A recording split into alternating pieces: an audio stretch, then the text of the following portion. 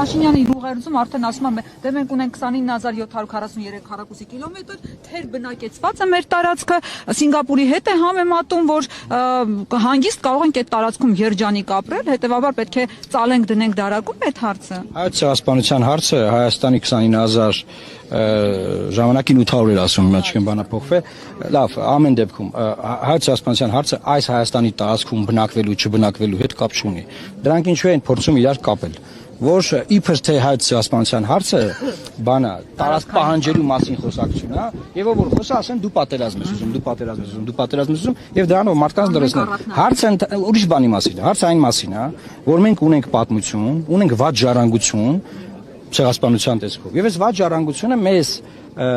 զգոնա պահում, որ մենք լինենք ուշադիր մեր հարևան երկրների հետ, մենք ով է պատերազմ ուզում Հայաստանում հարևան պետությունների հետ։ Մենք լինենք ուշադիր զգոն եւ անվտանգային լաշիկներ ունենանք նրանց հետ հարաբերվելիս։ Այս սրա մասին է քննարկում, իրանք աղավաղում են, մանիպուլացնում են, բերում են մտցնում են մի դաշտ, որ այդ դաշտում անպայման պետքա մանիպուլյացիայի տեսքով սա օգտագործել եւ ունենք ինչ որ ունենք, այսինքն արդարացնել Հայաստանում այսօրվա ուրացության խոսույթը մանիպուլացնելով, որ իբր ով որ ազգային որևէ բան ասում է, ուրեմն պատերազմ է։ Իշխանության ինչ եք անելու։ Հետապնդելու եք այդ հարցը առաջնահերթություն։ Երեք ես թեզերից մեկը ներկայացել եմ, որը վերաբերում է օրինակ Արցախի էթնիկ զտմանը։ Մենք միջազգային նախադեպ ունենք հենց հիմա, որ Հարավային Աֆրիկայի Հանրապետությունը դիմել է Արտադրության միջազգային դատարան 23 թվականին Գազայում ցեղասպանության հարցով։ Այդ կոնվենցիայի մաս ենք նաև մենք։ Հայաստանի Հանրապետությունը ես լոբինգ եմ արել, որ Հայաստանի Հանրապետությունը պետք է այդ կոնվենցիային համաձայն նույնպես դիմի դատարան Արցախի էթնիկ զտման հարցով։ Սա ինչ կտա մեզ։ Սա գոնե այսօր, եթե մենք դարած լինենք 23-24 թվականին, գոնե այսօր Ադրբեջանը կվախենար օրինակ Արցախում մեր եկեղեցիների ոչնչացումից։ Ինչու, որովհետև դա նույնպես կոնկրետ էթնոսի հետքերը մաքրելու, ոչնչացնելու ցեղասպանական գործողության մի հատված է։ Փաշինյանը երեք դատապարտում է Թուրքիայի դրոշ վառելը, բայց ոչ մի խոսք չասաց Ստեփանակերտի եկեղեցու ոչնչացման վերաբերյալ։ Գիտեք, ես մի բան ասեմ, Ադրբեջանը իր պահվածքով եւ նաեւ Թուրքիան իրենց պահվածքով ամեն ինչ անում են, որ Հայաստանում ռացիոնալիզմը մեռնի։ Ինչ է սա նշանակում։ Ռացիոնալիզմի համատեքստում դրոշ վառելը մենք այդ ժամանակին ասել ենք, որ դա պետություն չունեցող ազգի բան է, այսինքն երբ որ պետություն ունես, դրոշ վառելը սազական չի քո ազգի, պետություն չունեցող ազգի Երևան, անում են նման բաներ։ Բայց երբ որ այդ ռացիոնալիզմը մեռնում է, օրինակ կոնկրետ եկեղեցու փլուզումը ոչնչացումով Ստեփանակերտում, արդեն մարդիկ չեն կարողանում լսել ռացիոնալ խոսք դրա վերաբերյալ։ Հիմա իրենք այդ որ դատապարտել են, լավ դատապարտել են դրոշի այրում, ես հասկանում եմ, կա դիվանագիտություն, կա հարաբերություններ։ Եկեղեցու փլուզումը, եկեղեցիների ոչնչացումը Արցախում ինչու չեն դատապարտել։ Ես կոնկրետ օրինակ եմ բերել, որ իսրայելցի մի զինվոր Լիբանանի տարածքում Հիսուս Քրիստոսի խաչը կոտրել էր, նկարը կա էլի, եւ այս նկարը համացանցում տարածվում է։ Ամբողջ քրիստոնյա աշխարհը սկսում է քննադատել Իսրայելին, հետո Իսրայելի բոլոր պաշտոնատար անձինք սկսում են հերթով ներեգություն խնդրել, ափսոսանքի խոսքեր ասել, եւ հետո տեղադրում են նկար, որ խաչը ուղղել են եւ շտկել են, կոտրված է եւ ամեն ինչ նորմալ է։ Հիմա երբ որ Հայաստանը ձայն չի հանում, քրիստոնյա ոչ մի ժողովուրդ, ոչ մի ինստիտուտ, որևէ քրիստոնյա եկեղեցի, բացի մեր եկեղեցին նկատի ունեմ, չի միանում են արշավին, որ դատապարտի, որ քրիստոնեական ժառանգությունը, մշակույթը, առաջին քրիստոնյա ազգի մշակույթը, դուք որ ինչ եք ոչնչացնում Արցախում։ Եվ դրանով նաև Ալիևը շատ անկեղծ է, այսել ասեմ ու ամփոփեմ այս մասը։ Ինչու՞։ Որտեղ Ալիևը հայ ժողովրդին դանով ուղերձ է տալիս, որ ձեզ որ ասում են մենք նախաստորագրել ենք խաղաղության պայմանագրի տեքստ, նախագիծը,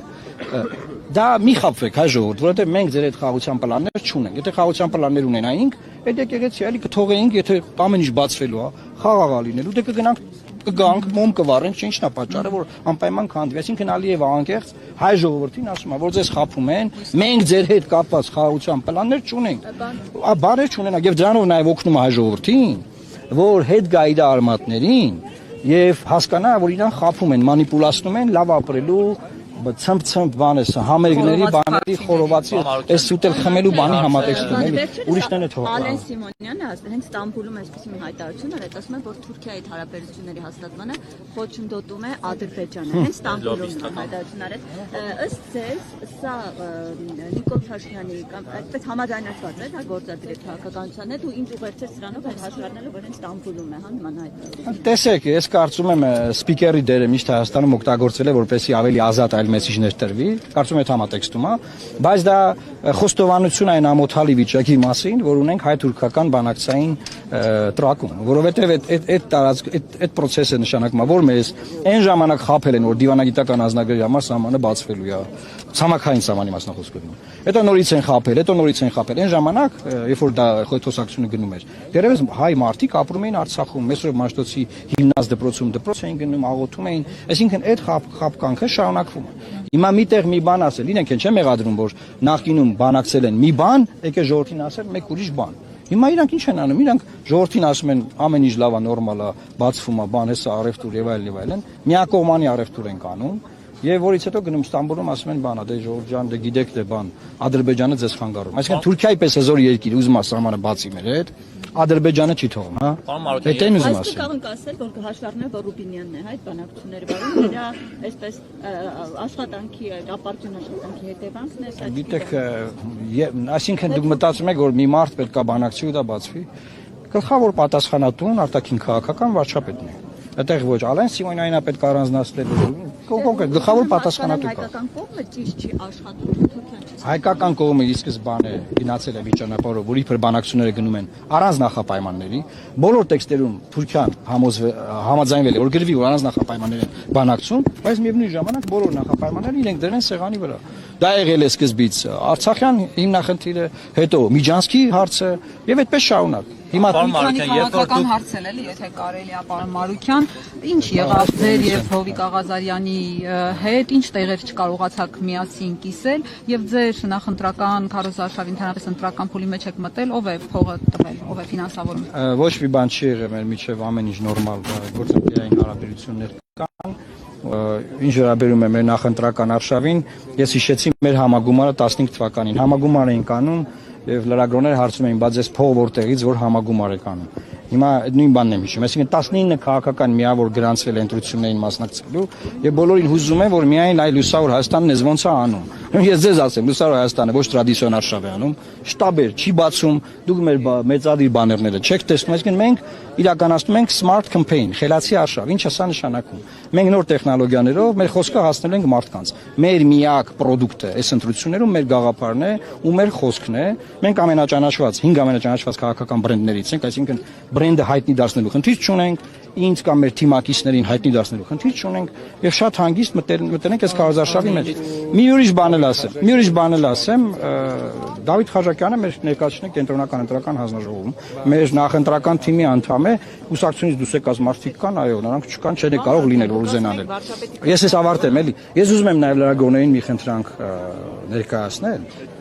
կամ պահանջ։ Դա այն է, որ դուք դարձել եք ընտրությունների վերաբերյալ խոսույթը, փողի խոսույթ։ Այսինքն, ով առաջին հայացքից, ասեմ, ով առաջին հայացքից փող ունի, հա, տպավորությունն է, որ ինքը լեգիտիմ ընտրություններին եւ քաղաքականությանը մասնակցելու իրավունք ունի։ Այդպես չի, ժողովուրդ ջան։ Այդպես չի։ Մենք դրանով կայլասերենք ամբողջ քաղաքական process-ը։ Այսինքն ով փող ունի նա կարող ընտրություններին մասնակցի, ով որ առաջին հայացքից չէ, ախր չի կարելի։ Ինչ եմ ասում։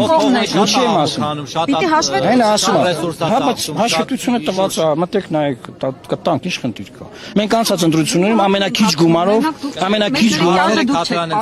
դե որ ես տեսնեմ որ ինչներին հարցնում եք։ Գիտեք, նույն տեղի չեք ֆինանսավորում, չէ՞։ Թատրոնին ասացի, որ իրենք ֆինանսավորում, իրենց համակիներով բանով։ Չէ, բայց հարցումներ էլի։ Ուզում ենք հասկանանք ուղղակի ում ականջներն են ձեր հետը, մեզ ֆինանսական մեր ականջները։ Հովիկ Աղազարյան։ Հայ ժողովրդի աջակցությունն է, ուրիշ ականջներ չկան։ Տորգիսյանի ականջները, հա։ Կարպիս Փաշյան։ Հաստատագետ եմ Վան Մարքյան, ասում եք վարչապետի ֆեյքնացը չունենք, վերցնցակը դուք եք գլխավորում։ Այո։ Ինչ է նշանակում չունենք։ Ասեմ, մենք ի սկզբանե հայտարարել ենք, որ չենք մտնելու այս վարչապետական գզվրտոցի մեջ, երբ որ բոլորը հռչակում են, որ իրենք պետք է լինեն վարչապետ եւ վերջ։ Սա նաեւ մի process էր, որը նախընտրական դեռևս կոնսոլիդացիայի շրջանում խանգարեց կոնսոլիդացիաներին։ Մենք ի սկզբանե ասել ենք, որ այդ ամբիցիան չի կարելի առաջ մղել։ Այս ընտրությունները падգամավորների ընտրություններ են։ Մի հատ մարդիկ թող սկզբից падգամավոր ընտրվեն, հետո վարչապետական ամբիցիաները քննարկենք։ Այո, ցանկացած համասնական ցուցակի առաջին համար տվյալ ուժի ֆորմալ վարչապետի տեխնացիոնը օրինակ գնալու այն բանավեճին են գլխավոր, չէ՞, բայց մենք ասել ենք, որ մենք չենք մտնելու այդ իմաստով այդ բանավեճի մեջ, որտեղ մի քանի իմաստ կնա։ Բայց բանավեճի մասնակցելու Անցողիկ շեմը կհաղթահարեք, թե Անցողիկ ձայները անցողիկ շեմը արդեն հաղթահարել ենք, որովհետև դեռ երբ որ չենք հայտարարել, որ ընտրություններին մասնակցում ենք, դրանից քիչ էր պակասում։ Երբ որ հայտարարեցինք, բնականաբար դիրքավորումը բերեց արդեն հաղթահարելու։ Այսինքն այս պահին հաղթահարելու։ Սոցիալները կարեն բարձելեք, հա, Հանգիստ։ Փաշինյանի ուղերձի մեջ նշվում է, ասում է այն ուժերը, որոնք հանդես են գալիս կորսված հայրենիքը Տանում են ժողովրդին կառավարները եւ արտադրության վերականգնման կոչերով, ասում է տանում են նրան, որ մենք կանգնենք պետականությունը կորցնելու։ Շատ լավ։ Ուրեմն 19 ուժ գրանցվել է, բացառեք ծրագրերը նայեք։ Կամ հլավ խոսքը ինտերնետում նայեք։ Ես չգիտեմ ուժ, որ մեր ժողովրդին ուզում է տանի պատերազմի Թուրքիայի կամ Ադրբեջանի։ Չգիտեմ այդ ում մասին է խոսում, ինչ է պատմում, ինչ է ասում։ Ինքը դրանով փորձում է արդարացնել այս ուրացության process-ները։ Ուրացության, ծպտուն չանելու, մենիկնությունը ոչնչացնելու դեմ որևէ դիվանագիտական լծակ գործիք չօգտագործելու իր անգործությունը, էսա։ Ուրիշ բան ես չգիտեմ ուժ ախր, որ ուզում է տանի բաններ։ Ինչա՞։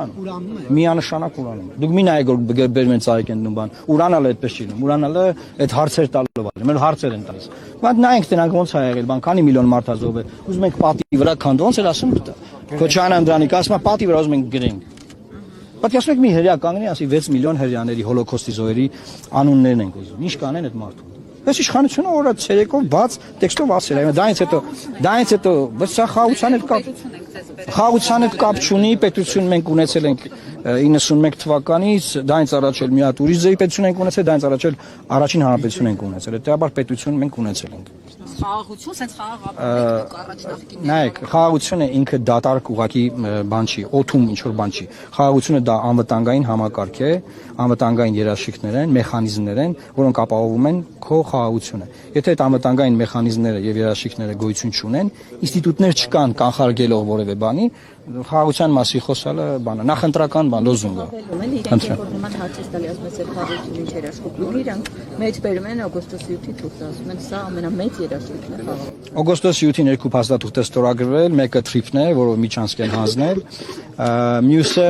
խաղաղության պայմանագրի նախաստորագրված տեքստն է, որի վերաբերյալ մանրամասն ես խոսել եմ հենց այդ օրը եւ ցույց եմ տվել, թե ինչ խնդրահարույց կետեր կան մեզ համար, եւ ես գտնում եմ, որ այդ կետերը բնականաբար չի կարելի ուժի մեջ մտցնել, դրանք պետք է վերաբանակցվեն։ Վերաբանակցելու թեզը ես եմ մտցրել օրակարգ, այո, պետք է դրանք վերաբանակցվեն, եւ ես ավելին ասեմ, որպես այդ փաստաթղթի վրա աշխատած մարդ, այն կետերին, որ իրենք համաձայնվել են, մենք երկար ժամանակ չենք համաձայնվել։ Մենք նկատի ունենք Հայաստանի Հանրապետությունը։ Շնորհակալ եմ։